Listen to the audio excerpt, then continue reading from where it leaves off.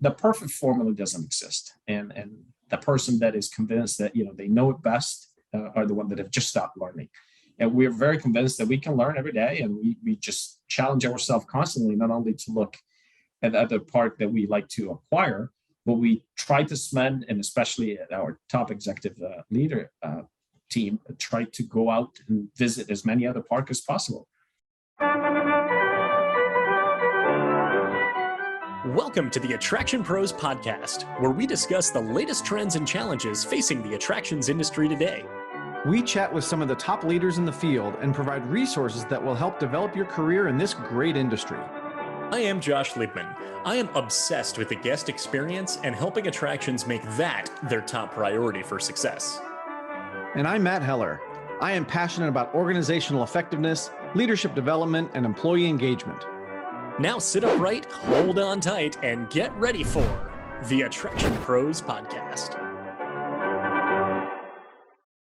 Hey, Josh, how are you? Hey, Matt, I'm doing great. But how are you? I am fantastic. Woo! And I have a question. Okay, yes, and.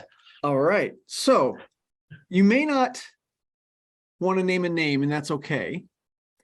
But thinking of your high school and college experiences,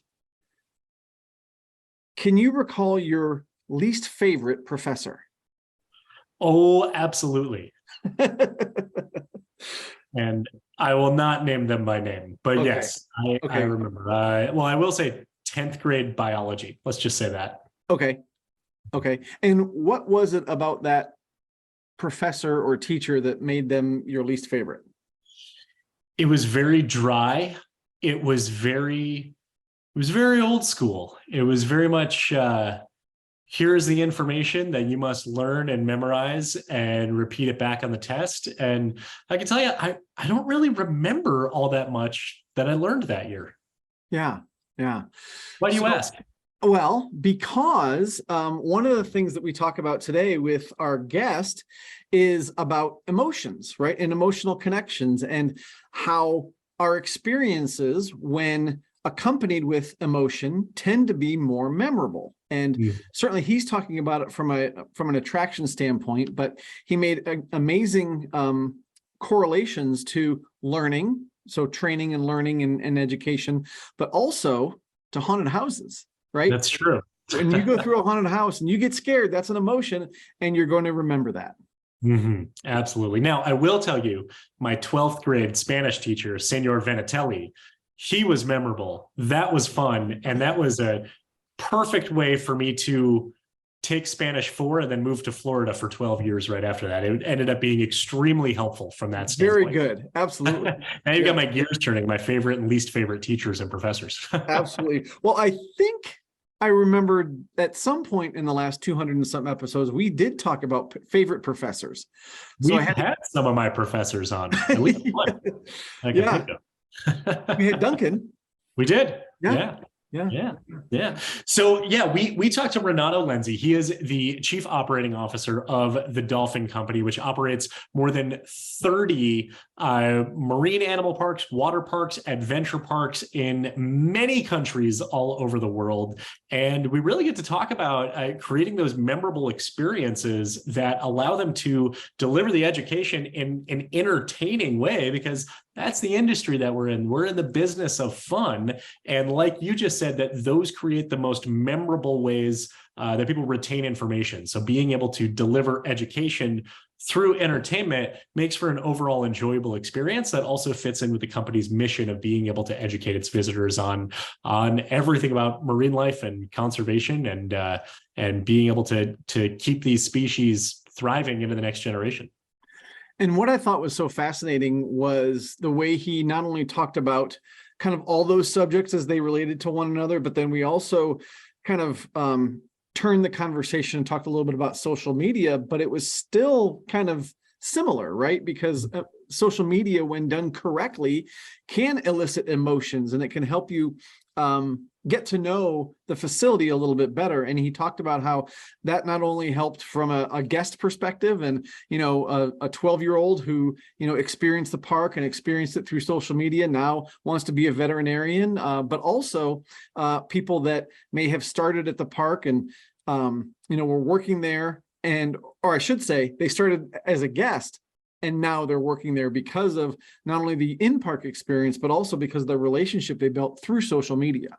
Mm-hmm. And I love how he used the word correctly when talking about social media, because we hear of using it effectively, or using it in positive way, but you think of it correctly, well, that makes it kind of binary. There's correct ways and there's incorrect ways to use social media, and that's something that I personally, maybe I don't think about that often, because I think of, you're either using social media effectively or you're not using it enough or at all or whatever it is, but then really being able to make the biggest impact with social media as it ties into driving awareness and being able to, like you said, influencing people to actually build a career. Well, and one of the things that I think was sort of implied in that conversation was using social media correctly for you, right? Or for your facility. So the way the Dolphin Company may use social media might be a little different than someone else, but it's still correct in the way that it's helping you achieve your results. And that's something that he talked a lot about, is what are the results you want to achieve? And that's one way to get there. Got it. Yeah, absolutely. So should we get to this interview with Renato? Let's dive in. Hey, Renato, welcome to the Attraction Pros podcast. We're really excited for our conversation today. How are you? Excellent. Thanks for having me. It's a pleasure to be with you, Josh and Matt. Real pleasure. Fantastic. And I feel like we've got a lot of ground to cover and a lot of great topics that we can touch on over the course of this interview here. But to kick this off, can you give us just a brief background? Tell us about yourself as well as your career. Sure, I'll be happy to. It's a very unusual one, to be very honest with you. I was 16 years old and actually got invited to be a volunteer at a Dolphin facility back in Italy. And that was it. I mean, I fell in love with the Dolphins, and that's how I got totally focus on this as an opportunity to develop my career. So from Dolphin trainer to supervisor, manager, I started to get involved into the operational side of the business. And so I was offered a position in 1995 that included managing a facility in French Polynesia in Tahiti. And then from then I moved to Mexico in 2001 and got involved with the company I still work for 20 years later, the Dolphin Company, back then called Dolphin Discovery. A lot of people still know this company as Dolphin Discovery, and then grow into the position of the Chief Operational Officer, COO. So again, very unusual for somebody that started as a Dolphin trainer to grow in this position, but hey, maybe there'll be an opportunity to explain why that all happened during the course of the last 30 years. Absolutely. Well, we'd love to learn more about how that happened, why that happened, and really those, maybe even some lessons that you've learned along the way, from being a 16-year-old and falling in love with dolphins to now being the COO. Yeah, I think I was blessed. I was blessed to find my passion very early because everything else was very easy. I mean, I was very focused. That's what I loved. So that's what kept me focused on my study. And that's what really kept me motivated to be able to go back that as a full-time profession as quick as I could. While a lot of kids my age, end of high school, beginning of college, we're still sort of saying, I'll get to study this as fast as I can, then I'll find out what I want to do with this title, which is something, again, I've seen a lot of times around me.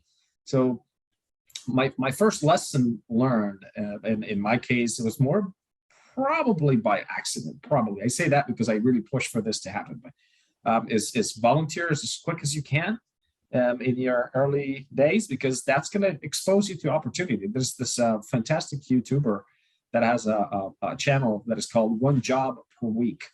And he started as a joke, and he said, I don't know how many jobs he has tested all over the world and all over the last few years, but that's all it comes back to. If you don't know much about a job, how can you like it or dislike it? So I was fortunate enough to get involved early on, loved what I was doing, And I was able also to morph throughout this time into different positions within those facilities where my Dolphins were host at. So that has been fantastic.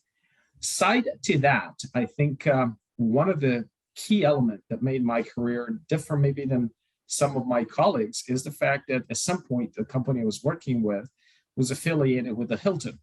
I was based out of Big Island, Hawaii, with a company that operated a Dolphin facility inside the Hilton. And the agreement between that facility and the Hilton was that the staff was treated pretty much like if they were employees of the hotel. So we actually had access to all the human resource department courses that were giving out. And Hilton is very structured. I mean, there was so much formal training you could take there that it would take years for me to take all the different courses. And I got very passionate about frontline leadership, a program offered by Zenger Miller. I found it was fantastic.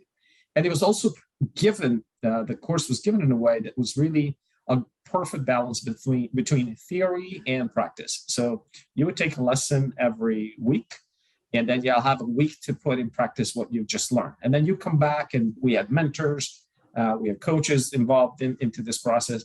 And I thought that was probably a career-defining moment for me. It really made a huge difference.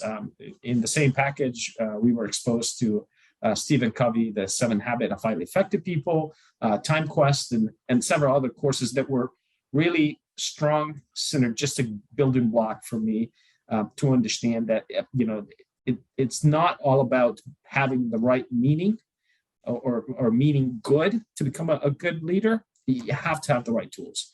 And if you have, the right intention and the right focus and the right tools, then you're going to be successful. There's no way around it. And so that was definitely one of the most pivotal moments in my career when I got involved into the training offered by Hilton.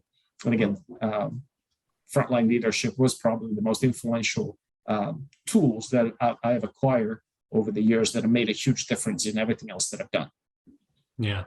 And I've got to imagine too, that in those early days of really taking advantage of those training and those resources offered by Hilton, that really built the momentum that allowed for you to kind of grow within your career and become in the position that you are today. So I'm curious, as far as really being able to connect those dots, and then now you're overseeing so many facilities and so many individuals, and you're probably seeing a lot of people who are very similar to what you were back early on in your career, and being able to really, I would say, encourage or motivate them towards doing that same type of immersion into learning. Because it's one thing for the tools and the resources to be available, and in many cases a lot of training, of course, is mandatory. You have to go through it, you have to complete it, but then being able to, I would say, extend that further, and then now you're in the position to be able to share and encourage others to really take advantage of those resources as well. So where do those dots really connect, or how do you continue to influence that towards others who are early on in their career?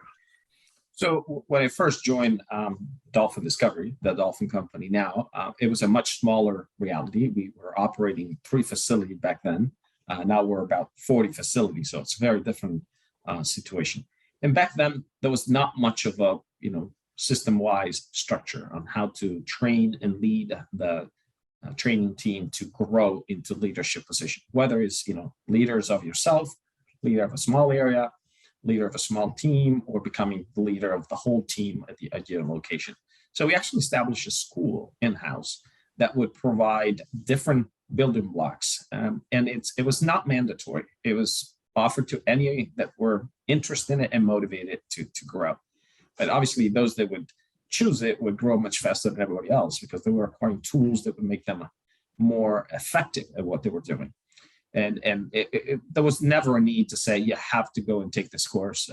People were there every single time. And it became something that I'm proud to say is stuck with the teams that I've worked with to this day. And it's still one of the building step to become a stronger leader. It has also allowed us to create an in-house system to grow people from zero experience to the full top of our team.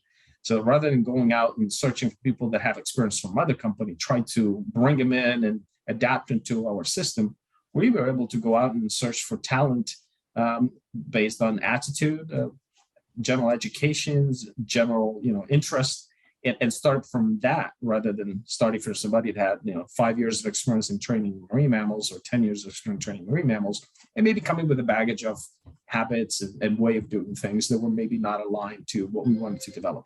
So that has definitely been a huge asset for our company to have such a strong trademark in the development, especially in the animal training team that is, overspilled to other departments as well over time. And again, it's made a huge difference on how we approach the development of our staff. So Renato, I'm wondering if we can talk about the Dolphin company and how it's evolved over the years. So you mentioned, many years ago it was 3 and now you're up to 40 something facilities. So how do you decide which facilities to bring on board? Like, I'm sure there's criteria and process and things that you have to think about and look for fits. So I'm just curious if you can kind of walk us through that a little bit on how you bring new facilities on board. Yeah, very much like a new project where you start from zero. Acquiring an existing facility, it's a process of a feasibility study. And that feasibility study includes, where is the facility at? What are they doing? Is that location interesting? Obviously, any of the locations that we have acquired or built over the years, the biggest asset is the team.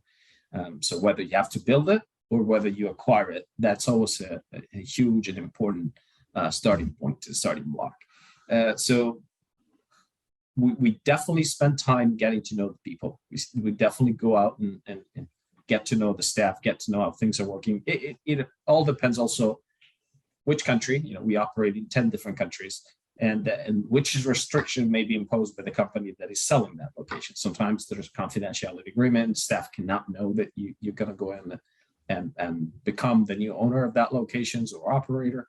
So when those limits are imposed, we are just observer. So we go in as discreet as we can and get to know, what we can observe just by looking at the operations, and then make our assessment based on those. When we can, we love to spend time with the team, talk to people, get to know how they work and what they're passionate about and where they see themselves growing down the line.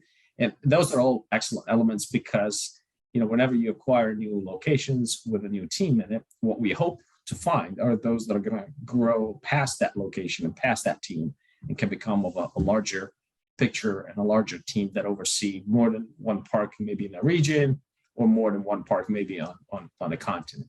Mm-hmm. So definitely those are very important elements. Now, when it comes to, the parking itself, the mechanics of it, we have morphed over the years. So when at the beginning, and the name sort of gives it away, the Dolphin company, our focus was primarily on parks that had marine mammals in it.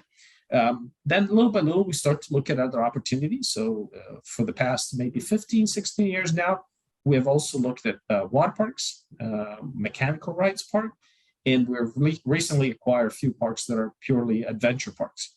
So zip lines and adrenaline-driven excursions. So those have become part of our portfolios as well.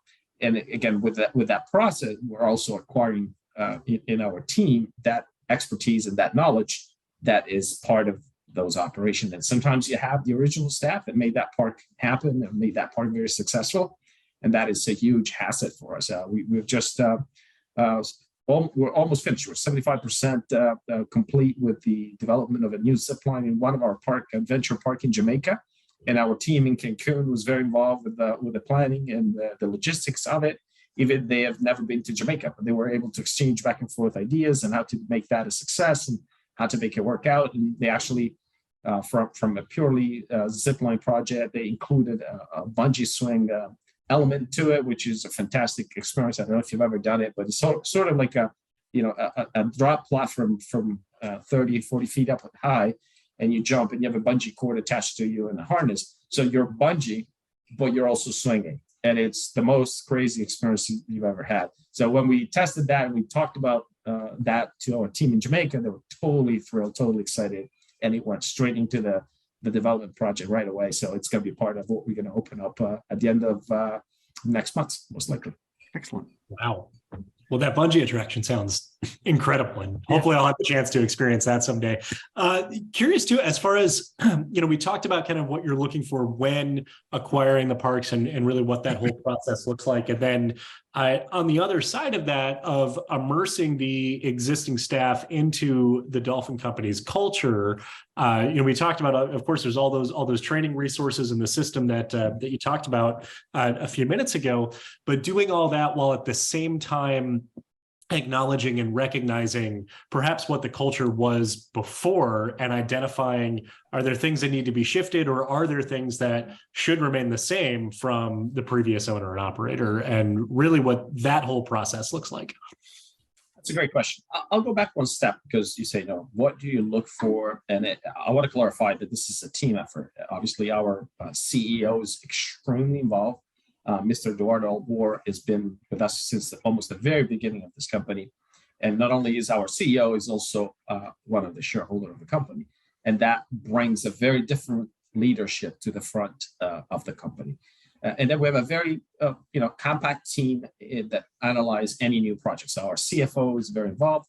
And whenever that happens in a specific region, we're structured so that we have a regional executive director.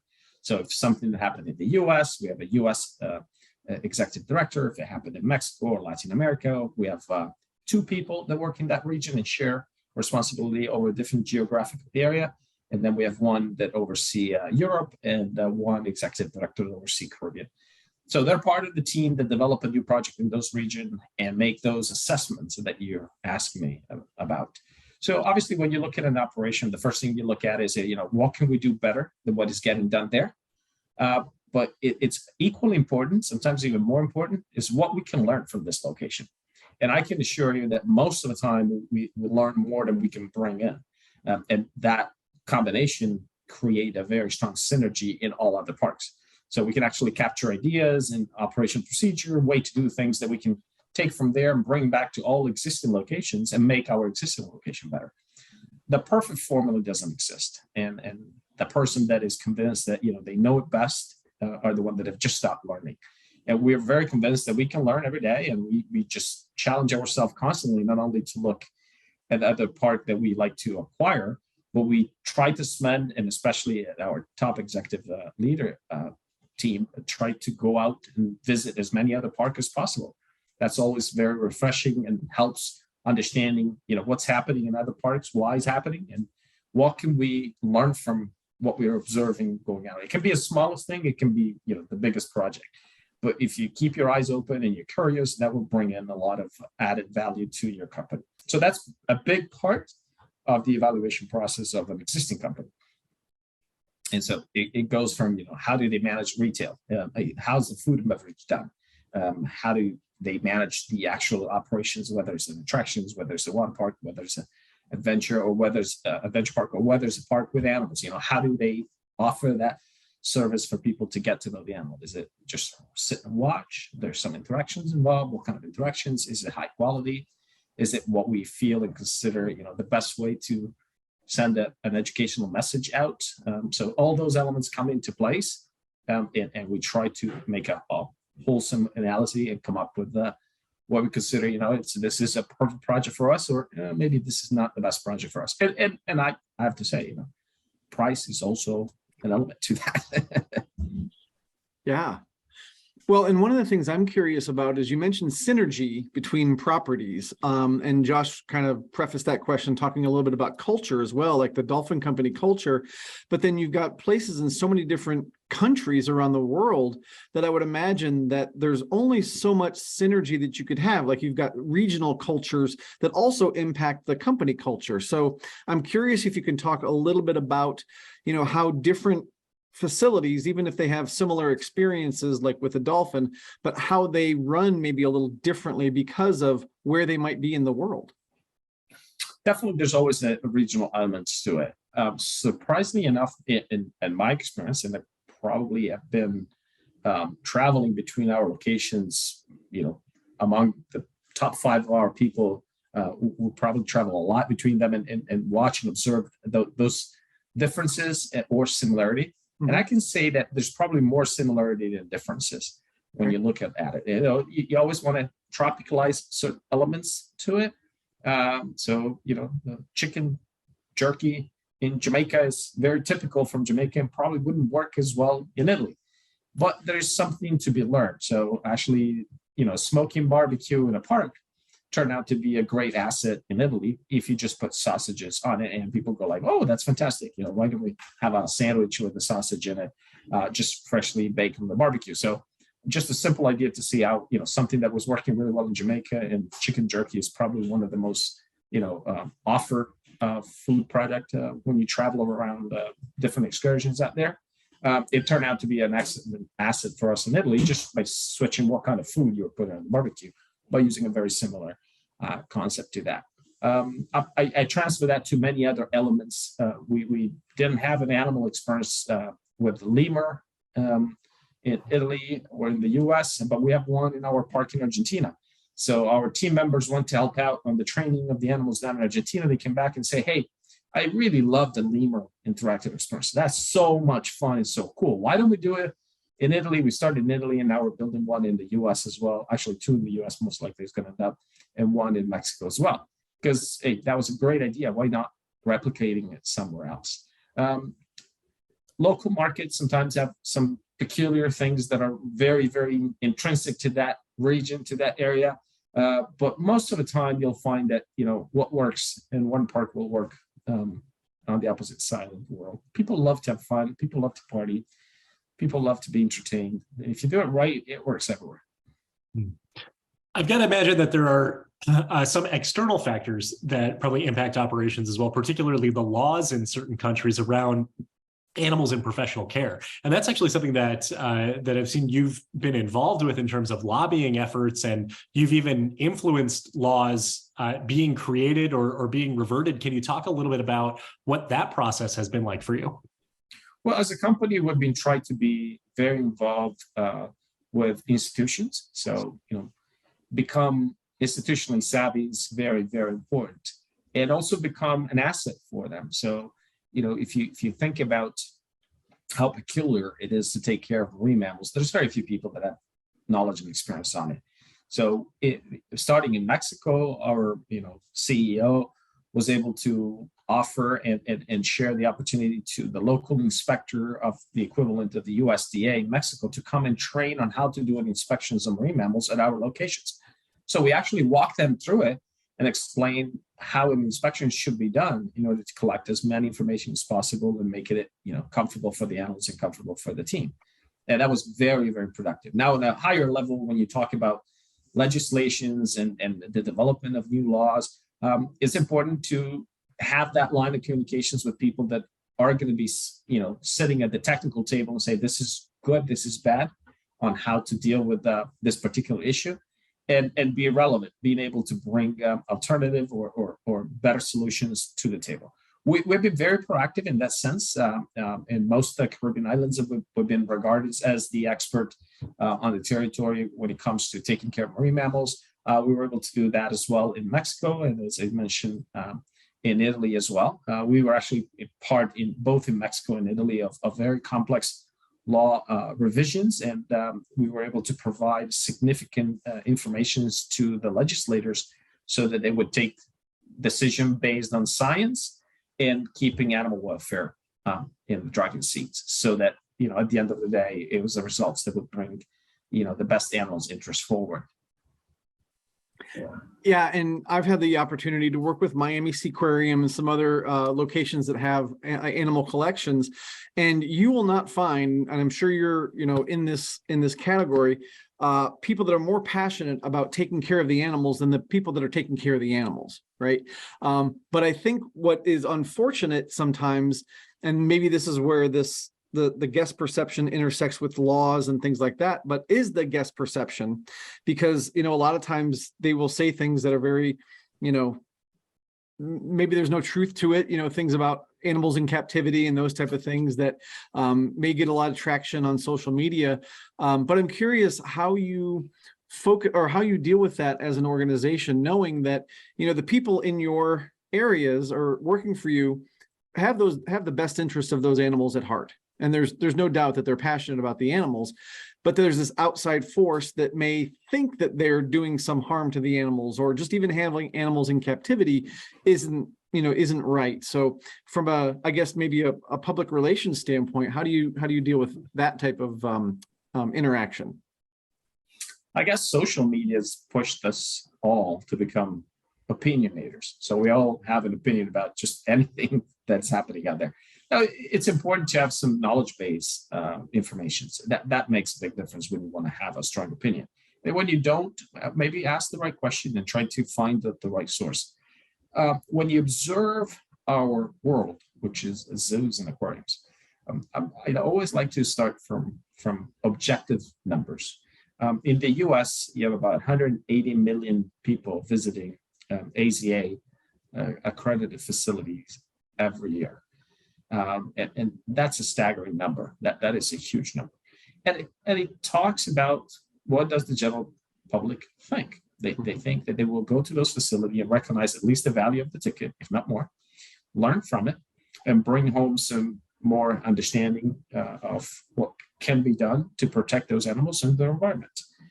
Very simply put, that is really the bottom line. If you go to the European side of the world, very similar. It's 145 million EAZA, that's the European Association of Zoos and Aquariums, which represent a very small portion of zoos and aquariums in Europe. There are just below over 400 zoos of about 8,000 zoos that are in Europe, which means that if they receive about 145 million, if you put together all the other zoos, it will be probably a much bigger number. Only EAZA and AZA track number of visitors per year. And that's why those are numbers that we can use with the comfort that those numbers have been audited and they're real. Those are the people that have visited zoos facility, both in Europe and in the US. If you take a worldwide number, WAZA will tell you that it's about 700 million people visit zoos and aquariums in the world, which is about 10% of the world population. I mean, that's a very, very important number, especially if you think about third world country or people, that live in the area where it's not going to be possible for them to go visit a zoo, period. So zoos and aquarium play a huge role. And those that are inside those zoos and aquarium play even a bigger role because they're the messengers. They're the one that will be able to provide amazing experience for the guests that visit them and connect those experiences with strong and important information to protect the animals and protect the environment. If those information come through an emotional moment, that connect is very, very strong and will last forever. I always like to, ask people, have you ever touched a dolphin in your life? And if you did, that's probably a moment you'll never forget. And you probably remember a lot of things that have happened around that experience, where you did it, who was with you, what was said in that contest. And that's my point. If you create an experience that is memorable, that will last a lifetime, and in that particular experience, you're able to convey important messages, then you've done the best education project you could have ever done. And so that's what we strongly believe in it. And it's not just with the animals, because in the theme park industry, we all believe we need to create very strong emotion, whether it's a roller coaster, whether it's a theme attractions, whether it's a water pool or water slide. If we create strong emotion in those moments, people will remember those moments for a long time, and they've lived maybe a family moment that they have a harder and harder time living outside our reality. That's so fascinating. Thank you so much for walking us through that. And so impressive just to hear those numbers that you shared as far as the people who are visiting zoos and aquariums each year being 1 in 10. I knew it was high, but I feel like that is even higher than I anticipated. And then, tying it in with what you said as far as, creating that emotional connection and that experience that lasts a lifetime. I kind of want to go back to the social media aspect of that as well, because we talk about, as far as you said, with social media, we're all opinionators. We can share whatever it is we think, we feel. Even like Matt said, in some cases, there might not be any truth to that. But I'm curious, as far as from a marketing standpoint, maybe going on the offense about that and the social media content that you're creating to be able to say, hey, you're going to have this emotional connection because you're going to interact with the dolphin, with the aquatic life, that's going to create that lasting moment. And we're going to share with you why it's so important and blend in all the education, but doing that with our attention spans that isn't very high, and being able to get all of that out in the open very quickly to be able to make that connection with the guest. Well, it's a very interesting new way to communicate. I go back a few years and just imagine how maybe our grandparents felt when the TV came out, and they're like, no, informations are from the radio, or maybe before that. And obviously those changes have been all compressed, and now we're shifting new models of Androids and iPhones every 6 months or every 4 months. So new technology is coming in so much faster. And new technology have allowed for social media to take over media share. So when you look at in general on a worldwide scale, the world population use an average of 6 hours of internet per day, worldwide population. And out of those 6 hours, if you look up on the website of HotSuite, a fantastic statistic on this, you'll find out that the world population spent about 2.27 minutes, 2 hours and 27 minutes a day on social media. I don't think there's anybody out there that spend that much time watching the news on TV. So that has become the source of news for all of us. If something happened in Bangladesh now, 1 minute later, everybody will know about it. If it's a relevant news, it'll be flowing through, any type of social media, whether it's TikTok, whether it's Facebook, whether it's Instagram, and everybody's going to race on their WhatsApp chat and say, "Hey, have you heard about what's just happened in Bangladesh?" And it's really a social phenomenon. It's almost like, you're best if you find out about that info the fastest, and before anybody else, even if you have just a bit and pieces of it. Maybe you don't have the full picture, but you know about it. So understanding that is step one. Using it correctly is step two. And that's very difficult. That transition is huge. It's not small at all. So I was recently in a Apple meeting up in London, and I believe you were there just with me.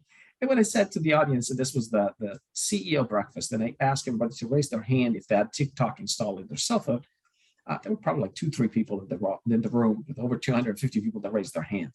And they all believe that TikTok is for kids and it's, music and dancing. TikTok is nowadays the most prominent source of information for the public out there. And there may be some age discrepancy there, but in general, that is really true. So I say that because if you're communicating on TikTok, you can do that every day, multiple times a day. All of a sudden, your park is an audience that is 10 times bigger, 1,000 times bigger, 1,000,000 times bigger than your regular audience to come and visit you. You may have people following your TikTok channel, your Facebook channel, your Instagram channel from the other side of the world. They may never come and visit you, but they're following you every day because you have relevant content and you're sending messages out that is of their interest. And they will share those messages for you as well. And they will start to learn and understand what you do and how you do it. Now, the trick is like a stand-up comedian. Everybody's going out there to do a stand-up comedy, but not everybody's as good. And those that are really good will be booked everywhere, and they will go everywhere. They'll be, on different channels.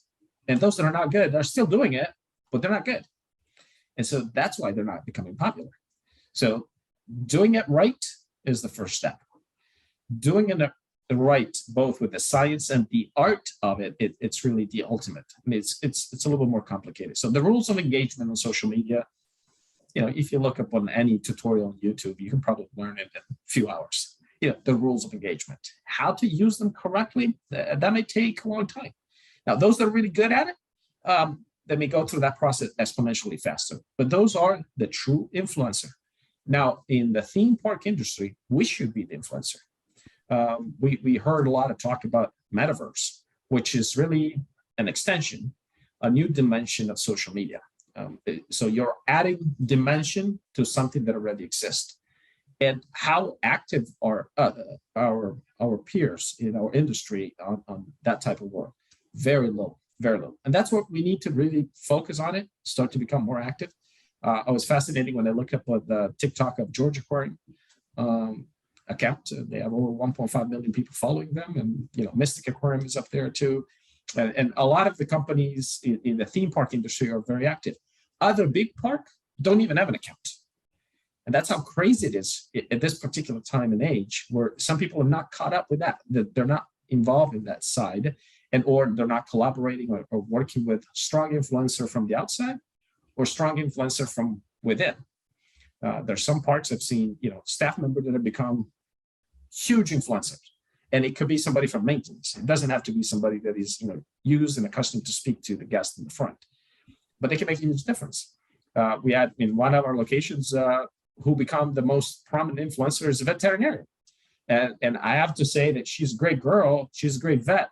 I would have never bet that she could become our influencer. Everybody knows her by name. And when they walk into the park, the first thing they ask is, where's the vet? And they want to meet her. They want to take a picture with her. They want to sign autographs with her. That tells us loudly what we can do better, what we can do more to communicate with our public. I visualize it as a window on our park that is always open, where people can get to know you better, become your strongest supporter, your stronger ally, and understand what you do without filters. So they don't have to, rely on what other people are saying about you. They can watch it, they can see it, and they can understand who you are and what you really do, what you care about it. And that, I think, is the best tool we have nowadays, if we use it right. Yeah. Well, and I think the challenge is if you use it right, because I think a lot of people struggle with that. And, what does that mean? What does that look like? But I'm also kind of wondering, you talk about, getting the message out to the guests and showing them who you're all about and that type of thing.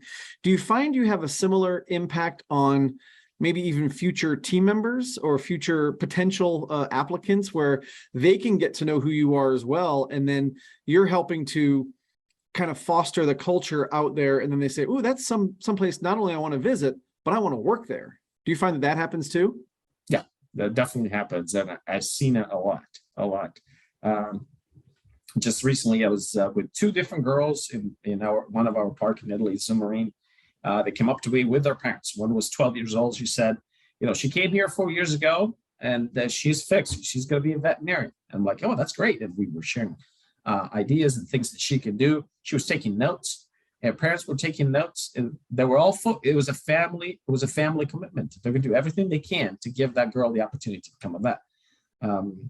I was not able to hire her, but one lady contacted me once. We were on a flight together. We were talking about dolphins. Her daughter was sitting next to me. They ended up landing in the same place where we had a facility. They went, they did a swim program. It wasn't in their plan.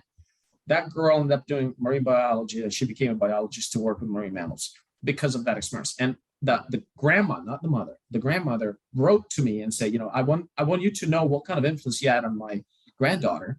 And we share contact, and we keep in touch today. So I've had that type of experience so many times. It's unbelievable, and it's sort of rewarding. One of our flow rider instructor in Italy was one of our annual Passover. He started to go on the flow rider when he was 12 years old. When he was 16, he started to work as an assistant instructor, and now is our leading instructor on the flow rider in Italy. Just imagine how crazy that is and how fun that is. I mean, it's you learn about it because you saw that flow rider inside our locations. People see that also from social media, now come visit us because they know what we have, they know what we do, and they want to get involved, and they come to see us. I love hearing stories like this. Thanks so much for sharing these. It's just why the industry exists. Why are we doing what we do, right? To be able to have, and what you're sharing, you're talking about children, you're talking about the 12-year-old girl. So it's like, this is the long game. This is very much a long-term impact on people's lives that you're able to have. What I find interesting too, is you talk about TikTok, and you talk about the veterinarian who is the influencer, right? That people are coming to the parks and they want to see the vet because she's the influencer. They see her on TikTok. That's entertainment for the guest, right? And what they're coming to the parks to is also for fun. It is for entertainment, but with that, such a huge educational component of it as well. So curious as far as the best ways to really balance the education with the entertainment so that the guest, whether they're following on TikTok or whether they're coming to have the experience, to have the interaction.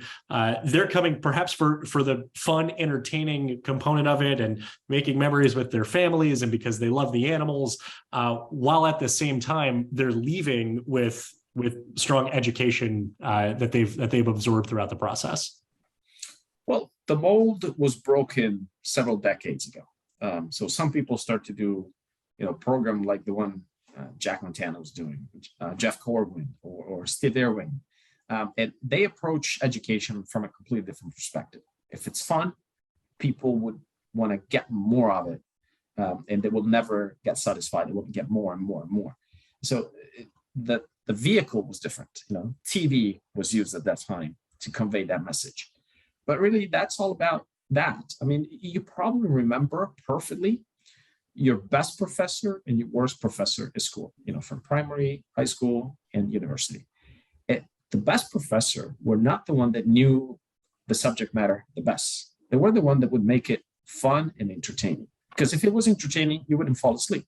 You would pay more attention. You'll learn more because they were able to convey the message in a very constructive way. It's a lesson to be learned. And unfortunately, we're not as good as learning that today. A lot of institutions are still, considering proper education completely far away from fun. If it's fun, it's not education. Says who? I mean, it's actually the best educational setting are the one where you are having fun and you're emotionally connected. Science proved that. Science already proved that millions of times. So if your brain is fully engaged and all your senses are activated, you'll remember so much better. That's why you remember your first kiss, because it was so crazy, it was so emotional that you remember your first one. You may not remember the second or the third, but the first one was more charged with expectations, with emotion. So why not using that knowledge and applying it in the experience that we design? If you look at a good horror house, when you go into a scare house, the scares have a very relevant value in that house, and it's studied. People spend time in designing them and making them perfect. There's no difference between that and a great educational setting and moment where you make things so much involving, so much engaging that you're not going to forget a bit of what you were exposed to, and so there's only so much more value to it than the same setting where you got the information flat, cold, out to you in a way that you were like, oh, boring, not interested in it. And it was still the same information, exactly the same information. The way the message was conveyed made all the difference in the world. Again, it applies to everything. Obviously, again, the Dolphin Company, Dolphin Discovery, we care a lot about interactive experience with animals because that's where we think we are the best messengers of what's happening out there. But it applies to every other interaction and attraction that we do. I think, Renato, that's the first time we've heard the comparison of training and interaction and a haunted house. Yeah. So thank you for that. I appreciate that. But you're absolutely right. The emotional piece of it is what makes it memorable. One of the things I was wondering about, thinking about the breadth of all the things that you get to do now within the Dolphin Company and all of your responsibility, sometimes it can be a struggle when the thing that got you into this is the thing that you don't get to do much anymore. Working with dolphins and being a dolphin trainer and that kind of thing. So how do you keep that part of your passion alive when, maybe your day is more about meetings and, Zoom calls and things like that? Certainly you've got the fun element and, you can't forget about that. But, sometimes we might think we want to go back, right, and be the dolphin trainer again. So I'm just curious how you kind of stay in contact with that passion. If you ask most people that work with animals why they work with animals, they'll say because we don't like people. That's why we work with animals. Animals don't talk back. Animals are very straightforward, and we love them. That probably would have been my answer many years ago when you asked me why do you work with dolphins. And before that, I had a passion for horses, and I was training dogs. For fun. Now, the reality is that when you learn how you can make a difference in people's life, that becomes the most rewarding things that could ever happen to you. And it's funny you say that, Matt, because I know you do that for a living. You go into a setting where your hope is to walk out and have made a huge impact on those people, and they can take something home that will change their career path, that will change how they approach the difficult and the easy situations. There's no difference in, when you work with dolphins, it's really the same thing. You're guiding them through experiences, that you're helping them through training to enjoy the day and experience that we create for them in a very constructive way. It's all about psychology. You'd be puzzled to find out that actually all this start from B.F. Skinner, which in the 30s was actually studying animal model to explain people behavior. That's where it all started. And the students of B.F. Skinner were actually the one that developed the training as we know it today, called operant conditioning, where you base everything that you're offering as a stimulus with a very clear outcome of the consequences. And if the consequence is desirable, you're going to have the behavior. And that behavior will repeat more and more over time because the consequence was so positive and constructive. It's as simple as that. Everything we do in life is based on 3 outcomes. I'm trying to avoid pain. I'm trying to obtain pleasure in any shape or form, or a mix of the 2. So this is what motivates us to do what we do. Now, when you learn that and you learn to communicate it to people, and you start to find out you can actually help people going through the day-to-day in a more constructive and more positive way, that is fascinating. That is life-changing. And so my saying has always been, I'm fortunate because what I get to do every day is actually make a lifetime dream come true. And it's true for the guest, but it's also true for our staff member. If you can help somebody, realizing their dream and finally become a dolphin trainer, finally become a biologist that work in the education department or in the vet department or on the attractions or on the zip line, that is amazingly rewarding. It makes a difference in my life to know that I've made such an impact on other people's life. And again, I think that's my biggest blessing. I've been blessed to encounter so many people that I was able to help. And that's because a lot of people believed in me and I was helped. Everything I know, no exception, was given to me. Somebody at one point or another, whether it was through a book, whether it was through a class, whether it was through an interactions, taught me something that made me who I am. I understand that. I realize that. I always try to remember to recognize those people that are still around me that can say, hey, thank you for helping me. So thank you for giving me that opportunity. And I try to instill that spirit to all those that come through the ranks of the new guys into our facilities. Thank you so much, Renato. This has been just such a fascinating conversation. Really appreciate the opportunity to talk to you today. As we start to wind this down, if people want to learn more about the Dolphin Company, or if they want to get a hold of you directly, where would you send them? The dolphincompany.com is our website. And again, it's the umbrella brand name under which you'll find all our facilities. A lot of the facilities we have acquired over the years retain the original name. So we have the oldest facility in the U.S. is Marineland of St. Augustine in Florida, or Golf World in Panama City, Miami Sea Aquarium, Dolphin Connection down in the Keys, many facilities in Mexico, and again, Caribbean in Argentina and Italy. So through the dolphincompany.com, you can actually go down and visit any of our locations and get to know more about any of those facilities. And as far as me, I'm on LinkedIn, and I'm not present on Facebook or Instagram, but LinkedIn is probably the best way to get in touch with me. So you're not on TikTok? All the time.